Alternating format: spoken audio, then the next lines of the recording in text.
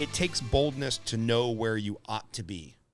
And I'll just get some free coaching from you because we're on my podcast. You know, I'm constantly struggling with this. Well, do I continue down this path of being a top producing loan officer, but my heart's really in coaching? And does that mean I have to make a company change? And does that mean I have to be uncomfortable and hand off more of my business and more of my relationships to somebody who's going to focus on the loan? I'll just kind of get dragged back into the loan side. And, you know, I struggle with this. Where ought I be? And when I talk to other salespeople, they're like, well, I just never feel satisfied because when I'm with my family and I'm trying to be present with my family, I feel like I ought to be focusing on my business. And when I'm putting in a 9, 10, 12-hour day with my business, I feel guilty and I feel like I ought to be with my family. So whether it's in that moment to moment, where ought I be at 8 o'clock tonight, you know, putting my kids to bed or doing a podcast or working on my mortgage business or working on myself or unwinding and smoking a cigar. So when we talk to that moment to moment, and then we talk about the grand things, well, ought I live in California or do I need to move to a more libertarian state like Idaho? Or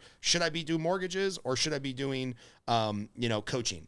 And I don't want to take away all the thunder of your book because I know from reading it, there's some of that in there. But how do people start to conceptualize in a moment to moment or the big grand decisions? All right, I've got a crossroads. I can go down this path or this path. Where ought I be? Okay, so we get two questions and I want to answer one and then the other. The first is, when I'm with my kids, I feel like I should be working. When I'm working, I feel I should be with my kids. The giant shift that you have to make is to define done for the day for yourself.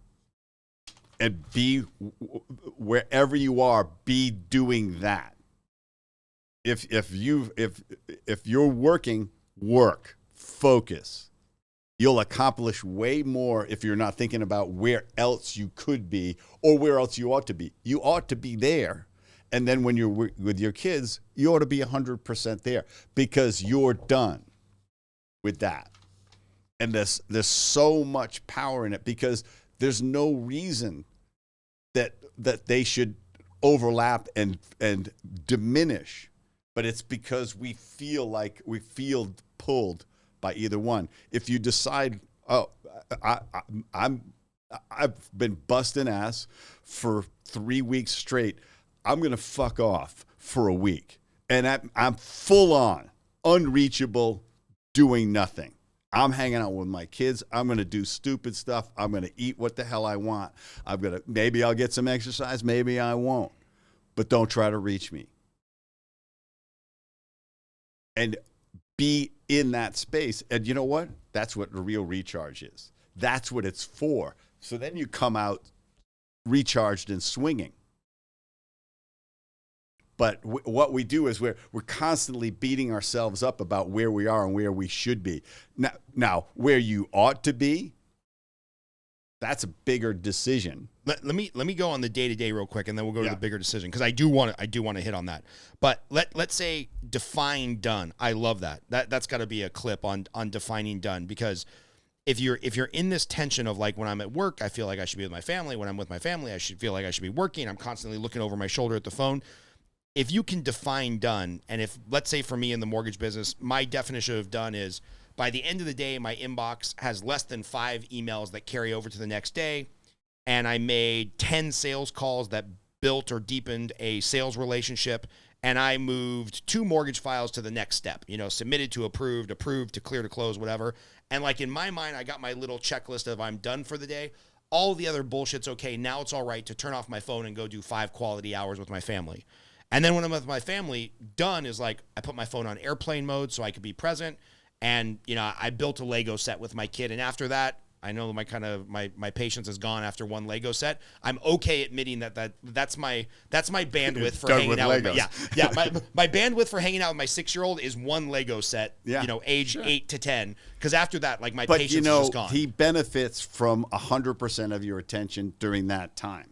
It is not amount of time. It is the quality of focus.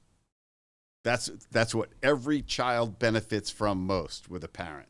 They don't need infinite amount of time. And actually, it basically makes them feel like they're the center of the universe, which is a really bad message. It's like, Dad's going to do some other stuff right now. I gave you 100% of me, and that's what I'm always going to do when I'm with you. But now I'm going to do some other stuff. to do it with mom. I'm going to do it. I'm going to read some books. I'm going to do these things for myself, maybe to make myself better. Man. And I don't owe you these people, and it's these. They're not even helicopter parents. They're lawnmower parents. They're like, they got to plow, they got to cut the grass and let the kid have not even experience a blade of grass that's too high. How does that grow a successful adult? No chance. Yeah. No. My brother and I grew up, our parents worked. I mean, forget latchkey kids. I mean, I can barely remember having a babysitter. I think by the time we were 9, they stopped giving us babysitters. We were on our own, and we'd go out and play till it got dark, and we came back in. And, and maybe one of the parents would be home from work by then. And what we did is we had to figure out how to function in the world. We had to figure out how to function with all of these kids in the neighborhood who are all growing into adults in their own way.